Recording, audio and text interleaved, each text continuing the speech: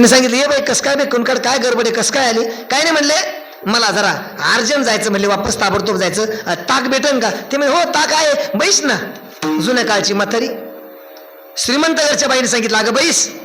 तिनं सांगितलं नाही, हे चरबी गुंडी तपिलं जे असतं ना हे घेऊन आले म्हणले मी तुमच्याकडं, मला थोडं ताक द्या. तिला काही काम असेल त्या गरीब बाईला, ती म्हणे अगं ताक देते, बैस पान सुपारी खाय, तुला ताक देते, बैस आरामानं जाता येईल. तिने सांगितलं नाही, मी 6 महिन्यापासून रामायण ऐकते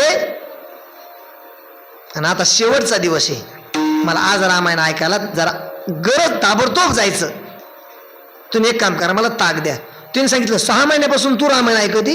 म्हणले हो. मग एकही दिवस चुकली नाही. ती म्हणली मी चुकलीच नाही, पाहुण्याच्या ठिकाणी नाही गेले, माहेराला नाही गेले, कुठंच नाही, पण मी रोज रामायण ऐकलं. बरं तू रामायण ऐकलं, बरं झालं. मला तर म्हणले दही दूध तूप मसडी शेण पाणी गावऱ्या, मला येणं नाही झालं म्हणे रामायणाला. पण तू एक काम कर, तू ऐकलं ना? म्हणले हो. पहिल्यापासून? म्हणले हो. म्हणजे एक काम कर, मला सगळं रामायण सांग, मग मी तुला ताक देते.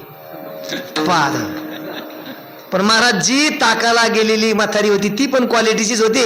तिनं सांगितलं बाय बाय बाय बाय, आणि एवढं 6 महिन्याचं रामायण आणि मी एवढं सांगू का? बरं ठीक आहे, पण तुम्ही ऐकता का? म्हणले बसा. बसशील तिला समोर. तिला सांगितलं काही नाही,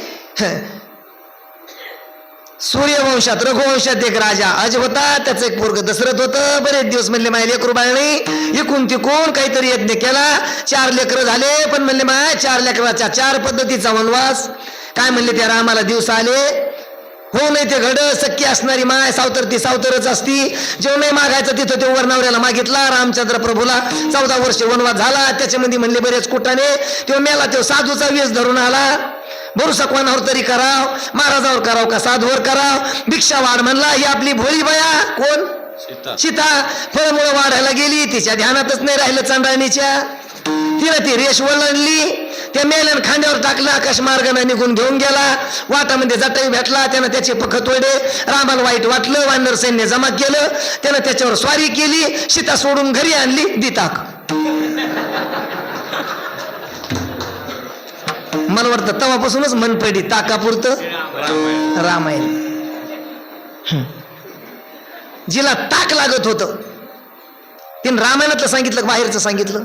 तिनं रामायणातलं सांगितलं, पण मला असं वाटतं अगदी करेक्ट मुद्दे सांगितले तिनं सांगितलं असं का? आणि 6 महिन्यापासून तिनं म्हणले हो इतकंच ऐकलं मी. तिला साध्य करायचं होतं ताक, पण हिनं सांगितलं रामायण सांगतं. मी सांगत असताना बरोबर उपोद्घात करून ताक हिनं साध्य केलं. तसं मी उपोद्घात काय करणार आहे, वर्ष क्रमांक 16 आणि आपल्याला तिथपर्यंत जायचं. कुठपर्यंत? अभंगाच्या प्रवेशापर्यंत, 10:30 वाजेपर्यंत. मी अगोदर तुमच्या डोक्याच्या गडबडीमध्ये अभंगाचा भाव सांगितला. आता 10:30 पर्यंत अभंग सुटला तर सुटला, नाही तर